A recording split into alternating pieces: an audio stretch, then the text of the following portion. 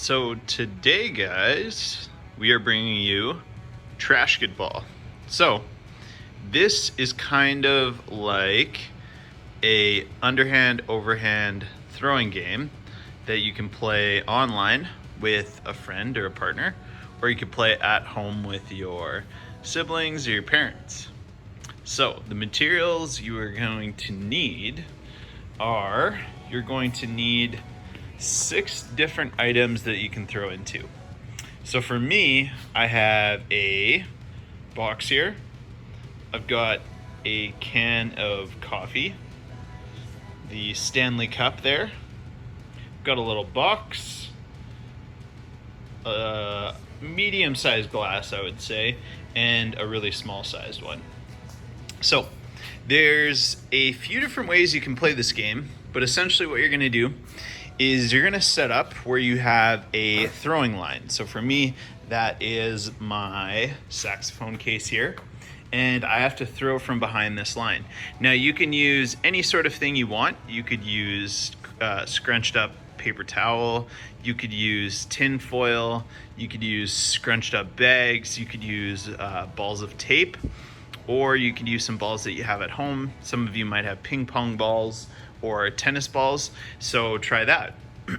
So I'm going to use tennis balls today, and basically the first way you can play the game is every time you get a ball in one of those objects, you get to take it away. So if you're playing against a partner, basically the first person to eliminate all of the items there wins. And the way I'm going to play is I have 3 tennis balls, so I get 3 turns, and then if I was playing against somebody else, they would get 3 turns, and we'd have a little competition back and forth. So let's do a little demonstration. So remember, when you're throwing underhand, you want to make sure that you're stepping with your non-dominant foot. So for me, that's going to be my left foot. So when I have the ball in my right hand, I'm going to step with my left foot, and I'm going to release the ball when my arm swings to about my waist. Now that's going to mean I have a good solid throw, I have lots of arc, and hopefully it goes in. Now the only reason you would hold on to the ball, let's say you wanted to release at about your chest height, is if you wanted to get a really high arc and almost teardrop it into a container. So the first version you could play is you could try to do as many throws as possible until you get one in each container. Now, if you have small containers like me, you could change the rules and say, even if you hit one of the containers, let's say I hit the Stanley Cup down, then that would count as eliminating one of the containers. So you can create and change the rules as you see fit.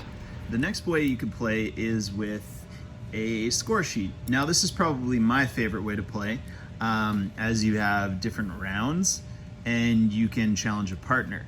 So if you wanted to, on Microsoft Teams, you could set this up with a partner and you could video conference them and play a round of Trashketball, or you could do this with anybody who's at your house.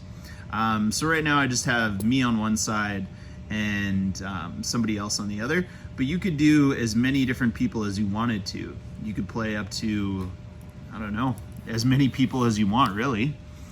So for right now, I just have 10 rounds, but you could play up to 5, you could do 2 rounds, whatever you'd like. Now, I have 3 tennis balls, so 1 round for me is gonna be 3 throws, and then 3 throws again for my opponent, and then we'd go into round 2. So I've given each of my objects a score. As you can see, I've got my objects right there. So the box is 1 point. The coffee tin is 2 points. And the reason I'm making the box 1 point and the coffee tin 2 point is I'm making the easier objects lower scores and the harder ones a little bit higher in points. So the Stanley Cup here is going to be 3 points. The silver box is 4. The big glass is worth 5 points. And lastly, the little sparkly cup that I have is going to be worth 6 points. right there. So let's do a little example of this one, and we'll see how many points I get in 10 rounds.